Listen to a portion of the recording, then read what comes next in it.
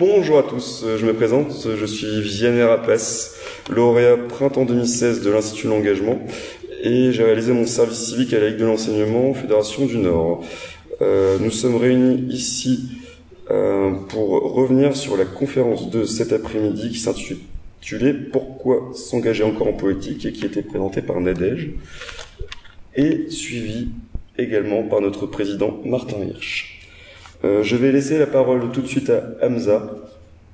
Je me présente, je m'appelle Hamza Bouela, je suis lauréat de l'Institut de l'Engagement et j'ai fait mon service civique à l'association Rhône-Alpes des infirmes moteur-cerveau.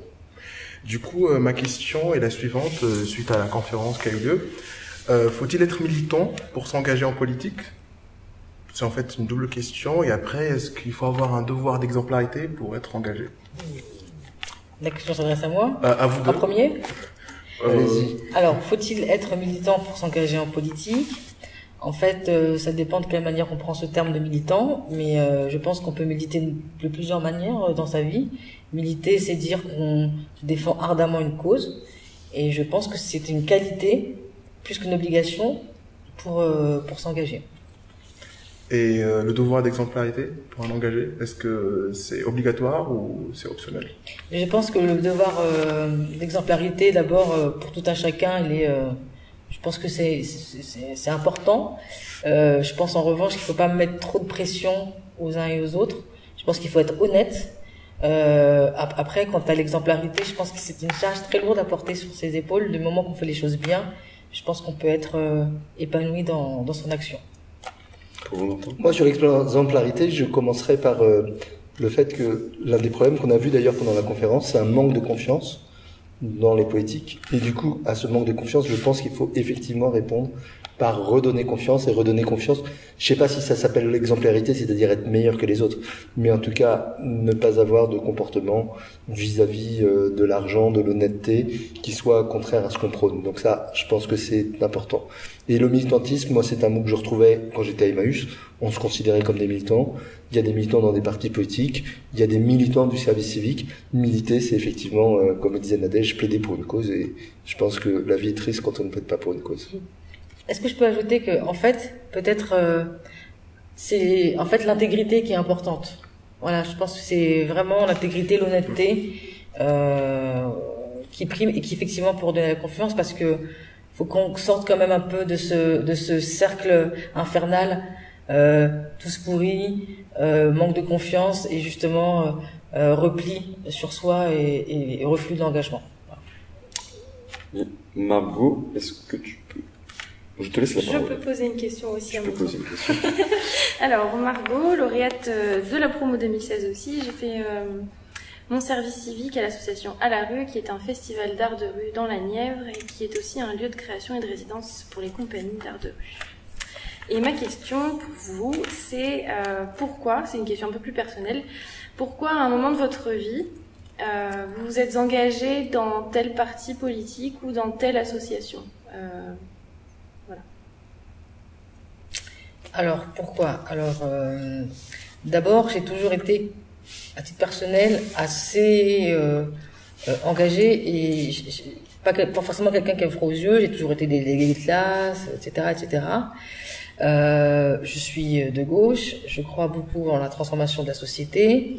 Je suis aussi une militante antiraciste.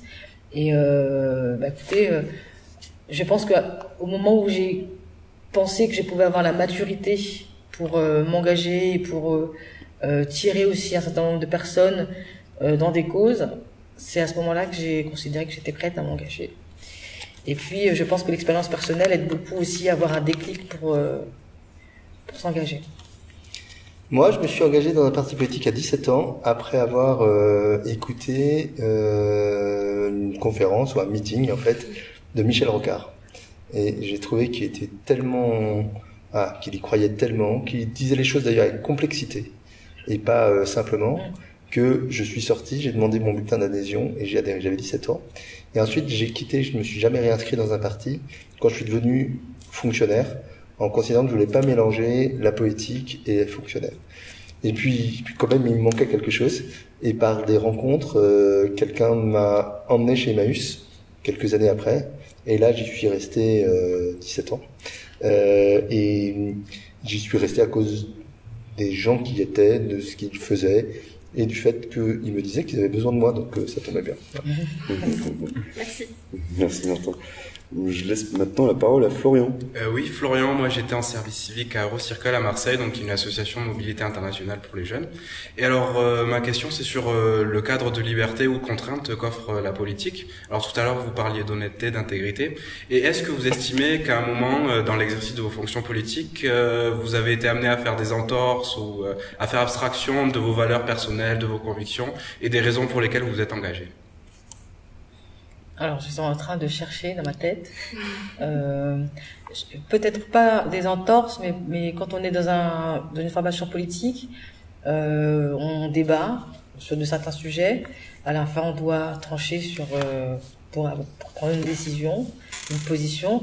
Il y a parfois des moments avec lesquels je ne suis pas forcément d'accord, mais je considère qu'il faut faire des compromis de temps en temps. Oui, c'est le mot que j'aurais dû employer. Je ne pense pas, jusqu'à présent en tout cas, avoir été en contradiction avec mes valeurs profondes. Il y a peut-être dans la période récente un moment où j'étais très mal à l'aise, très gênée. C'est au moment du débat sur la déchéance de nationalité.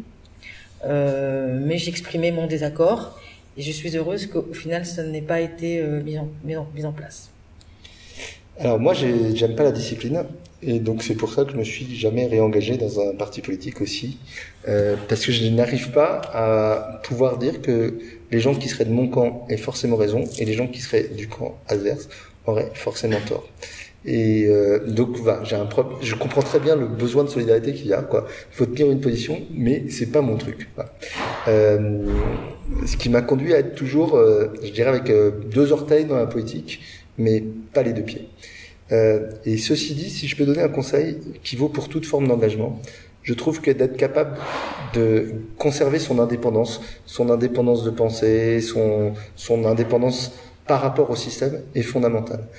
On risque de vous enfermer dans quelque chose où on dépend du service qu'on a rendu à un tel, qui pourra peut-être vous obtenir tel poste, etc., qui vous demande de dire des choses.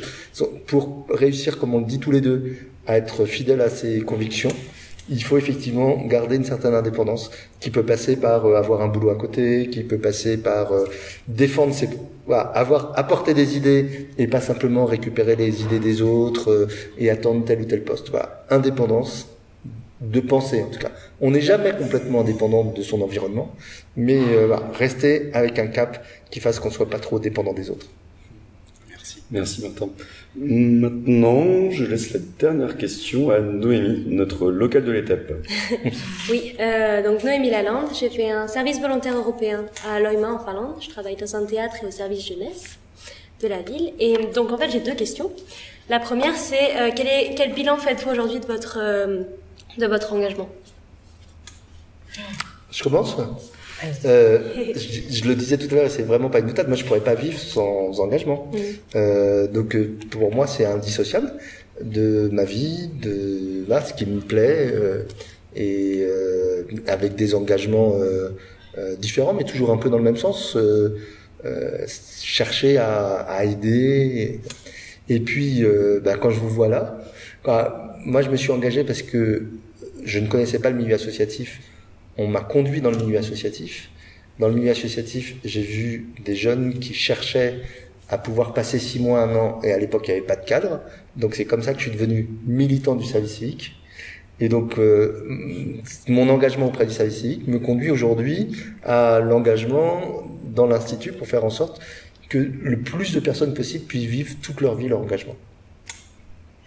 Bon, moi, le vrai bilan, j'espère le faire le plus tard possible. Ça va dire que je me serai engagée très longtemps. Ce qui est particulier quand on est élu, c'est que parfois, on a, à des échéances plus ou moins proches, parfois le résultat de ce qu'on a engagé, en tout cas en termes d'action politique, de réflexion et de proposition. Donc, moi, en termes de bilan, je dirais que j'ai quand même la satisfaction de voir qu'il y a un certain nombre de politiques publiques qu'on a mises en place, qui existent toujours, qui s'améliorent. J'ai la satisfaction de voir aussi que malgré le fait qu'aujourd'hui c'est quand même compliqué pour les jeunes de s'engager en politique, que c'est quand même ça a suscité d'autres vocations. Donc pour moi, c'est un bilan intéressant. Et je le dis, le bilan, j'espère le faire le plus tard possible. Voilà. D'accord. Alors, dernière question du coup. Qu'est-ce que la jeunesse comme la promotion 2016 des lauréats peut, selon vous, apporter à la vie politique de notre pays? Alors déjà tout à l'heure, ça m'a beaucoup apporté à titre personnel parce que c'est vrai qu'on n'a pas beaucoup d'occasions quand même dans le champ politique d'être confronté comme ça de manière assez directe et assez frontale.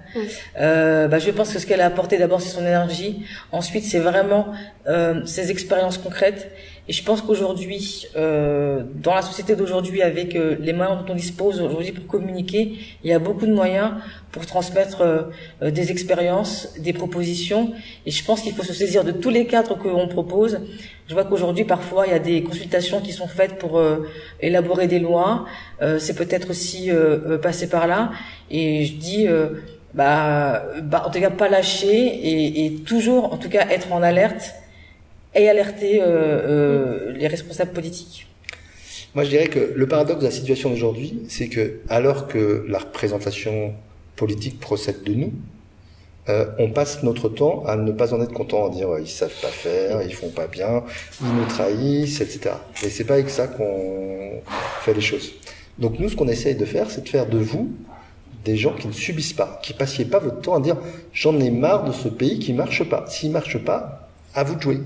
Alors, c'est plus compliqué que ça, c'est pas à vous de jouer tout seul. Mais si même vous ne le faites pas, personne ne le fera. Voilà.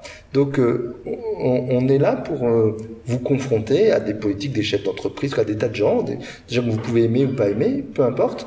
On essaye de faire, mais que vous pouvez respecter, et de faire en sorte qu'ensuite, vous ne soyez jamais dans la position de dire simplement je critique parce que ça marche pas, sans avoir fait le maximum de vous-même, parce que vous pouvez avoir une influence, vous pouvez avoir un impact. Alors, pas forcément un impact interplanétaire, hein, vous serez pas forcément chef de l'ONU, mais vous pouvez avoir un impact dans votre ville, dans votre assoce, dans votre quartier, dans votre région, dans votre département, dans votre pays, dans votre etc. Voilà, sur une cause, que vous pouvez choisir, mais vous pouvez forcément faire quelque chose et pas simplement constater que ça va pas. Bien, merci à tous pour vos contributions. Elles étaient très enrichissantes. C'est vrai que vivre par et pour les autres, c'est un point commun qu'on a pu rencontrer nous en tant que lauréats et vous aussi. Nos chers invités nous ont bien renseigné sur ce sujet. Je vous remercie et je vous dis à bientôt pour de nouvelles aventures. Merci.